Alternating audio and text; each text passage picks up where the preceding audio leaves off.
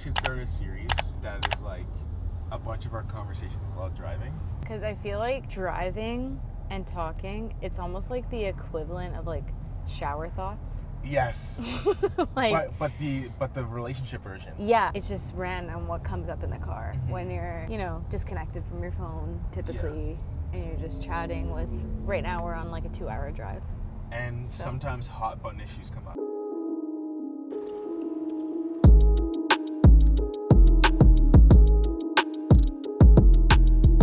So right now we're in Los Angeles. I have a work kind of seminar, and Mariah and our son came along, which is exciting. He's snoring in the back. The seminar starts tomorrow morning, so today we're just settling into LA. I've never been to Laguna Beach before, so we're driving down. None of us have ever been to Laguna Beach before. So we're going. In the Orange County area, so we're going down there. People often on social media like say to like do what works. Yeah. But then someone was arguing to like do what you haven't seen been done before, because then it's like filling a need that it doesn't exist. Filling a need that exists. I like but that. It's not. And I think about that a lot with what we do, because we create relationship and marriage content, which a lot of people do. But I find like a lot of the content you see is like geared toward Christian relationships. Yeah. And we are Christian, but our content can be for everyone. Yeah. Like it's not like directed only at Christians. Yeah, 100%. Or it's not Christian, and it's kind of like not very holding to traditional values or something. Yeah. Like it's like okay with open marriages, or like just different sexual ethics than we'd be comfortable with. But I think there's ways that you can hold to traditional value. Obviously for us it's informed by Christianity, but I think that like more and more people are returning to traditional values, and I think that there's a version of it that can be still fun, vibrant, but I think that sometimes people think like traditional means boring. Ancient. There's a reason it became tradition. Yeah. You know what I mean? It's like because it works time after time again. Yeah. So we are unapologetically traditional. Yeah. But we also appreciate new and innovation. Yeah, and I think it's good to like look at traditions and be like, why do we actually do this? Yeah. You shouldn't just do something just because you've always done something. 100%. You should know why you do it, but at the same time. Yeah, and at the same time, we shouldn't just abandon something because it's tradition. Because there's a reason why things are ancient, or I don't know, tradition. It's because they're time tested, because they're reliable. Yeah. And I think that there's this like script in culture right now that says ancient is bad, or things that our parents did are just inherently bad. It's like maybe there are bad parts of them. Yeah. But just because they're old doesn't mean they're to be abandoned. Yeah, I agree. Question for you. Is there any stereotypes you feel like you are? Like as a man, as could a be black like person, any, yeah. Oh, I think I am decently good at basketball. And I think that's a stereotype. For a black guy? Yeah, I'd say. I would say I do like fried chicken. Oh, you're also not great at swimming. I'm also I maybe shouldn't be chiming in to the stereotype. Yeah, I've noticed you do that a lot, actually. Stereotypes. Like today, yesterday, we were talking with a black friend of mine. Oh no. He's Nigerian. I don't even remember. About like how hard, or the challenges that come with being a black person in the area we live. And yeah, we were just sharing our different perspectives. And tell me why Mariah's word count was the highest in the conversation. No. It was. Because I was like cognizant of it as we were talking. Oh no. I was dying. I was just trying to like make him feel heard. No, and you did. This is the thing. Mariah's a really good empathetic listener, or empathic listener, however you say the word. And sometimes that comes out in her word count. And it's beautiful. Anyways, I would say that as a man, I'm a stereotypical, like, you know how they say, oh, guys sometimes in relationships they just try to fix things, and they sometimes just don't just listen, but they go right to the solution. I feel like I do feel that stereotype every time I listen to someone talk about that. I'm like, oh yeah, I kind of do that sometimes. Yeah. But I feel like I've gotten better with saying, oh, that must be hard. Yeah. And just sit in that with you. But what would you say? I think like you kind of touched on one for me as you were just making fun of me just now. Is like talking a lot. I feel like that's like a woman stereotype. It's funny because like talking too much. In general, I actually don't see you as someone who talks too much. Like I would see you as like an external processor. I feel like for it sure, really. But I never think, oh, she's talking a lot again. I feel like it really dialed it back though. Like I think when I was younger, like I was definitely more of an oversharer. Oh, that way, and yeah. like I That's fair. would let myself riff for sure. I think because I'm not naturally a verbal processor or like a chatter, or as they say, yapper. I feel like more sensitive than the average person when it comes to like when someone talks a lot. I'm trying to think of a mom stereotype that I might fall into. I feel like since becoming a mom, you're almost like less emotional. Yeah. Because that is a mom stereotype. It's almost like crier. steadied me or something. I see you as pretty steady. So I typed this in the maps. I'm like, damn, it takes like 2 hours to get there right now. Are you sure you still want to go? And he's like, yeah, of course. We need to go to Laguna Beach. We haven't been. And I was telling him, like, I love that you're like that, because I feel like so many people would just like be like, 2 hours with a baby, is it worth it? But for us, like, yeah, he was kind of like, what are we going to do? Just, like, sit at our hotel? Yeah. It's so true. Like, what else are we going to do? So we might as well just, like, haul and go there. You should explain to them the concept of car sick music. Oh. So I grew up in Toronto. I should say, actually, a suburb of Toronto. And oftentimes our family would drive, like, into Toronto, whether it be for meetings or for doctor's appointments, whatever, or other business that my parents need to take care of. And we would often have traffic similar to LA traffic, probably not as congested, like, dense as LA traffic. But my mom would play like the same like music. It was usually like Christian music. Back when there were CDs in the car. Back when there were CDs. So it's just like a CD. Yeah, and so it wasn't shuffling through over. 100 songs. It was like the same 10 songs or the same 12 songs. And me and my brothers, there was like this artist called Terry McCallum that my mom would love to listen to. And my brother, it's almost like, you know how humans are like cued by a lot of, like it's like smells, we're cued by sights, we're cued by sounds. And one of the sounds that me and my brothers were cued by, it's almost like in the worst way ever. A negative cue. Was like this album. And it's funny because the songs are actually good, the words are super meaningful, but we so associated that with the long drives and traffic that we labeled it our car sick soundtrack. Like, because we felt car sickness. And we would hear this like slow Christian music in the background. And it was like right now, it's almost like my body is responding to You're like feeling the it. memory. What do you think is going to be our kids' car sick songs? Hopefully it's Forrest Frank. Yeah, I was thinking. But hopefully it's like a positive. Yeah, like. So we don't listen to Forrest Frank that much. We're actually coming into our Forrest Frank. Yeah. Like, we just realized that, oh no, he's not just like another Christian. Like, he's actually pretty good. Like, he's really, really good. And sorry, I should probably explain that. Like, yeah, he's not just Christian. Yeah, he has like a unique sound. So for some reason, like, all like Christian things are just like worse than like secular things. No, sorry. You should say specifically in respect to art.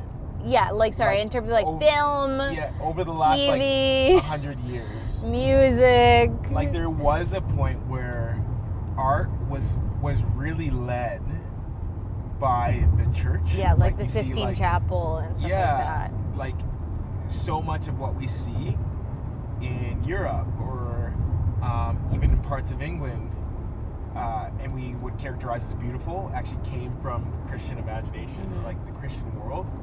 But somewhere along the line, the script got flipped. And we have some not so great, almost like Christian caricatures of secular music or like regular pop music that is just a bit different. Like, but Forrest Frank is a new, fresh what would be voice. like a good example? Like, it's like, I'll take you to the candy shop, you know, the 50s. Yeah. It's like, I'll take you to the church. Like, that's like something it's a like Christian artist would do. Almost They'd like recharacterizing these like popular, like, I don't know, pop songs, radio songs as like Christian songs, like flipping out the words. And that was like the epitome of Christian creativity in the early 2000s, late 90s. And I feel like there's almost like now a resurgence. Like, you see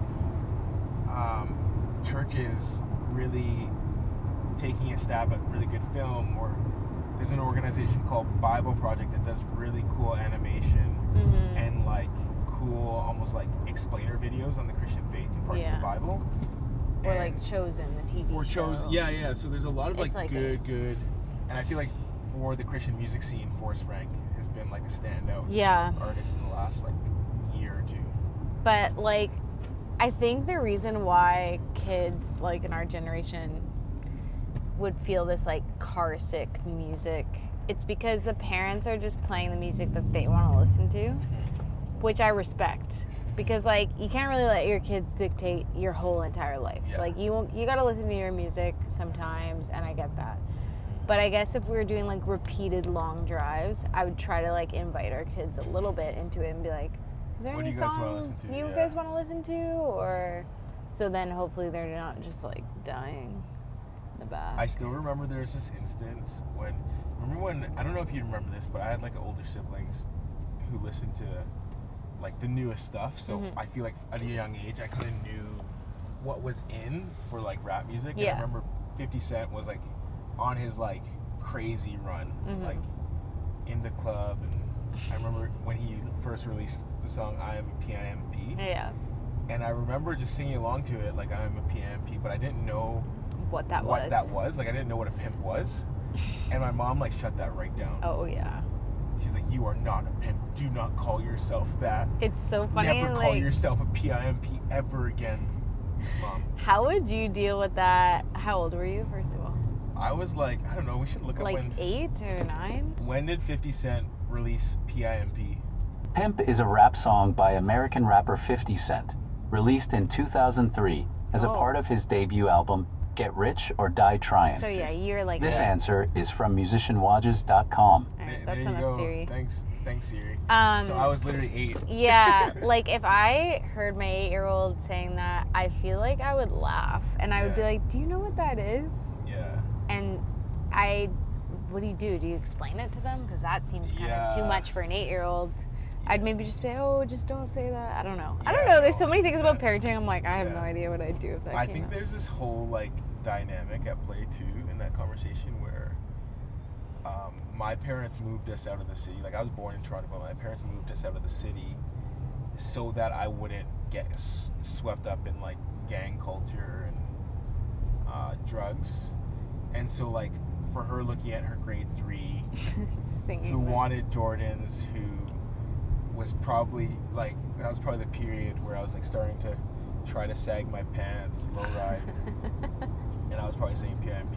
Yeah. And my parents are probably like, we're shutting this down. Yeah, yeah. Like, so they're like, They're serious business. we're making sure they know that that's not happening in Yeah, our that house, makes kind of thing. sense. Can you think of instances in your upbringing where it's almost like your parents overreacted Yes. because they're afraid that you would become a thing or a type of woman that they Yes. didn't want you to become? I'm thinking of such a specific story.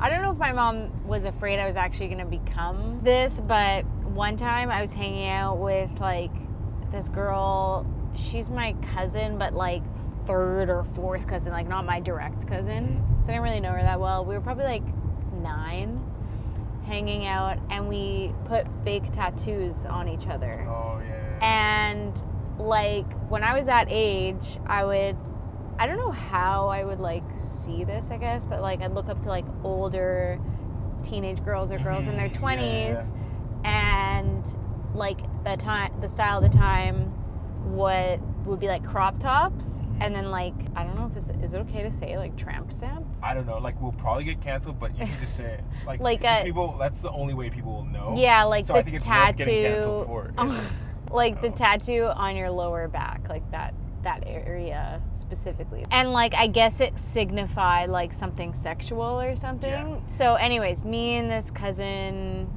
put tattoos on our lower backs because like we thought that was like cool. Older girls did that. And I came home and my mom flipped out, and like I felt like I'm the oldest child, and so I didn't like getting in trouble. So when I was like getting in trouble for that, and I could tell it was something like bad or wrong that I did, but I didn't know, I felt so like, what the heck is going on? Like I didn't mean to, I didn't know. And then she was like, you know, those tattoos are so hard to get off, so we're like scrubbing it off. Yeah, I think so. And I just so felt funny. Like so bad. But yeah, definitely, like I feel like if I told her that story now, she'd be like, oh, like she'd acknowledge that was an overreaction. But like she was probably more mad at like the girl's parents that like saw us do that and just like let it happen, because like obviously the parents know. But anyway, it's so funny. Man, the more I like think about it, like on one hand I'm kind of like, oh, I want to remember this conversation and then this phenomenon, like being a parent, I want to make sure I'm not overreacting to things. But then I thought about something that happened recently with me and our son, and I'm like, oh, I can't help but overreact. I think parents can't help but overreact. Like, so for example, for context, our son is 10 months old now, and so he's very young. But like, we were recently took him to a pool. Kind of had a pool play date with another boy who was his age, and the pool was like reasonably cold. I was in the water, and I was like, I go in first, because obviously as a parent you want to lead by example, of course. Of course. I did not go in first. And I took our son in, and he was getting whiny, and I'm like, I couldn't help but internalize the feeling of like, I'm not raising a whiny, I'm not raising a man that can't do hard things. I can't. And I'm like, he's like, I'm 10 like thinking months about old. this. Literally, I'm looking at my baby, saying, like, thinking this stuff. Like, they're fleeting thoughts, but still. And I'm like, oh man, if I'm doing that to my 10-month-old, how much more when he's 10, 20, 30? And so I think that like we almost like we have to be so intentional about like not imposing expectation or like unhealthy expectation or unrealistic expectation on our kids. Yeah. That almost like point more to an insecurity in our own selves or a worry or concern in our own selves than the actual fate of the kid. Yeah, you know what I mean? Like, our son's gonna be fine. Like, of course he's whining. But he's in that, 10 months in old that and one it's moment, a cold I'm like, pool. oh, man. I'm whining. Yeah, we're all whining. Yeah, it's we're like, all whining. Why isn't this pool heated? And I'm like low-key like, oh, this is kind of cold. Yeah, because it's like it's we can actually verbally say like, oh, it's cold. This pool is cold, or like, oh, I'm surprised it's not heated. Yeah, Those are different ways of like complaining, but like he doesn't have words, so he's just gonna go. 100%. No, it is interesting though. I think that like as we grow as parents, it's so important to like have realistic expectations, not overreact, or actually recognize that we'll be prone to overreact. Yeah. And then almost like try to counterbalance it with some healthy dose of realism. So we said before, we live in a really beautiful city. We live in Vancouver, British Columbia, like in Canada. So on the West Coast, and it's beautiful. Like the weather's pretty like mild. It does rain a lot, but like there's mountains, there's ocean, there's lots of green, and we really appreciate that. But sometimes we'll think like, should we move somewhere where it's like a bit warmer, because you know it rains a lot, like we're talking like September to like May. Yeah, it's like pretty rainy 60% of the year probably. So then we come to a place like LA and we're like, wow, it is also really beautiful and warm and like seems like just really nice here. But the other side of that is like LA is so much bigger, so I feel like there's like actually a lot more pockets that are very like uninspiring, or just kind of like feel like dead, or just like there's like not a lot going on. Underdeveloped, not crazy vibrant. Whereas like in Vancouver, it's like really small and dense. So there's like, it's like a smaller city, but there's not a ton of pockets where you don't want to be, I guess. Yeah. Before those of you who live in LA come for our heads, LA is awesome, but yeah, because it's so big. It's almost like a part of LA's sauce is like the culture, the people, the food, Hollywood, music scene. It's like, it's not just like the aesthetic things. Yeah. But it's like the like layers of people richness. in it. Yeah. I really like LA. Whereas Vancouver people, it's like, I guess there's some like creatives like film and dance and stuff, but it feels like there's like tech, and like it feels like in Vancouver, like people don't really care about their work as much. Yeah. They like care about their life. Yeah. So they are trying to work like least as possible so that they can like live their life. Yeah, I remember someone once saying like in New York or Toronto, people live to work. Yeah. And in Vancouver, people work to live. Yeah. Like, you do your job just so that you can afford the kind of life that you want to live. Like it'll be like a sunny day, and Daniel has Fridays off, so, and I've been on mat leave. So like, let's say we go to the beach at like 11 a.m. on a Friday, and the beach is packed. Yeah. And we're like, what do you guys do for work? Yeah. Like, how can you even be And here? this is like consistently. This is like every. Yeah, it's not like a random Friday. It's like any weekday. Yeah. If it's nice, like the beach is gonna be like full. And I think that's a part of it is like Vancouver sauce is the beauty, is the lifestyle. Yeah. That comes That with like the beauty, laid back. the activity. The most like intense thing about Vancouver is that people's workout regimens. people's workout regimens. People love hiking and Like, climbing and running. I and feel all that like stuff. I've lived at other places where like if you worked out consistently more than 3 days a week, people are like, whoa. But Yeah. like Vancouver, that's just normal. That's par for the like course. Yeah, everyone yeah. works out 3+ days a week. It's just normal. Which I love living in a culture like that because you're just naturally more active. Like even if I'm not in a time of life where I'm working out consistently, like let's say at the end of my pregnancy or when I just had our baby, I'm like walking everywhere. Yeah. Because that's just like how it is where we live, which is nice. Did you notice what I said a couple seconds ago? Par for the course. That's just the ignored it. right use of it, right? Yeah. Dan's getting really into sayings, and loves to just like that. He used it right, but like he loves to like intentionally use them wrong and always unintentionally uses them wrong too. Yeah. Like yeah. he'll just throw out like "c'est la vie" in a time that like it doesn't make sense. Like "c'est la vie." Variety is the spice of life, guys. There's another saying you can throw out. Which actually does work in that context. It's pretty funny though. How much time do we have left? 26 minutes. 26 minutes, This wow. drive is actually kind of flown, yeah. Thought I would fall asleep in the car for sure. I was like trying to figure out how to break it to you. It's because we got chatting. Yeah, because where we used to live, we had to drive a lot.